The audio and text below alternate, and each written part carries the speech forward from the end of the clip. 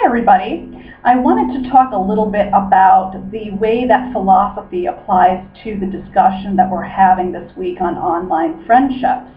There were two different philosophers that I wanted to pinpoint for our discussion. The first one is, of course, Aristotle, which is mentioned in the book when it comes to an emphasis on non-instrumental friendships. So one way we could apply philosophy to this conversation is by discussing the importance of non-instrumental friendships and the quantity and quality of the time that being in social networking environments allows us to have with our friends.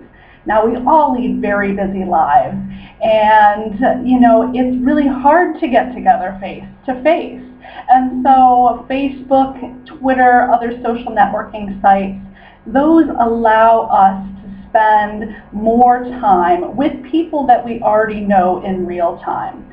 So we can then deepen our friendships with them by checking in with them through Facebook, for example, on a daily basis.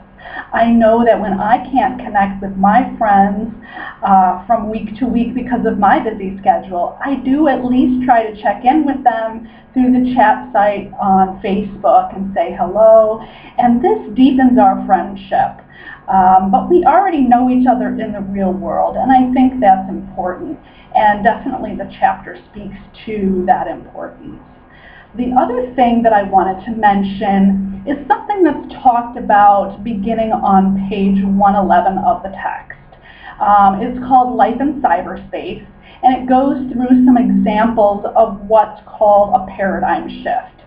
Now, Thomas Kuhn was the philosopher and scientist that was instrumental in discussing the idea of the paradigm shift. And what this means is that we go through about 8 or 9 different stages of thinking as we transition from one belief system to the next. The textbook talks about Copernicus and Galileo, but for our purposes here, we're talking about a shift from understanding friendship in a new way to some of the older, more traditional paradigms. There are always going to be naysayers in any kind of shift in our thinking. And so we're looking at the traditional friendships that we used to have as being the best type of friendship that you can have. Now, that's the old paradigm, and it's going to take a while for us to understand the new paradigm, which is this social movement of online relationships. And it'll take a while also to see more and more positive studies being published about the online relationships and the human psychology that goes with these studies. So you will probably find in the future that a lot more positive studies will take place, and a better understanding of the importance of these online friendships will also occur. But this is going to take a while.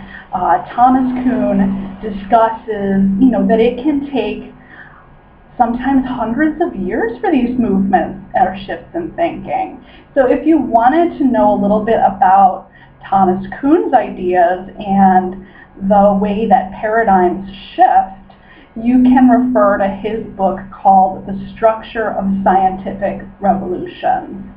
And a lot of scholars have produced articles on how this works outside the boundaries of scientific shifts to sociological and psychological shifts as well.